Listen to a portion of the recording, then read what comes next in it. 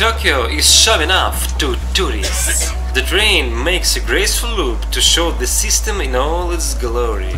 What is Odaiba Island? The islands were not created at all for the walks of millions of curious tourists and local citizens. The Japanese military leadership deployed artillery batteries to repel enemy attacks. Gradually, aggressive sentiments fell under the influence of effective economic cooperation and peace with the other countries. A long-term plan for Odaiba was the construction of new residential area. New land for crowded Tokyo. For some reason, the housing estate project was curtailed and plots of land were sold to large corporations. They realized that this kind of investment is very promising and today they are making huge profits by leasing real estate.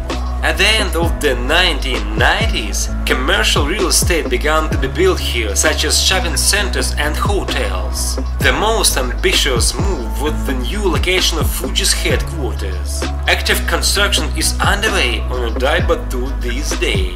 Materials for the construction of new buildings, tons of glass and concrete are being brought in. Trucks transport thousands of meters of pipeline. And engineers armed to the teeth with the construction knowledge are creating the future today. Only ancient warehouses have survived on the island, but in general this is all one giant building with a verified style and color scheme. If Tokyo was created in the 21st century, then this is what a modern city would look like.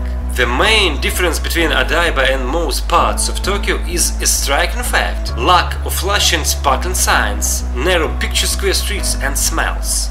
The vast majority of views from the monorail cockpit are distinguished by metallic grey and sparkling glass. The capital of Japan is rapidly building up the highest multi-story skyscrapers.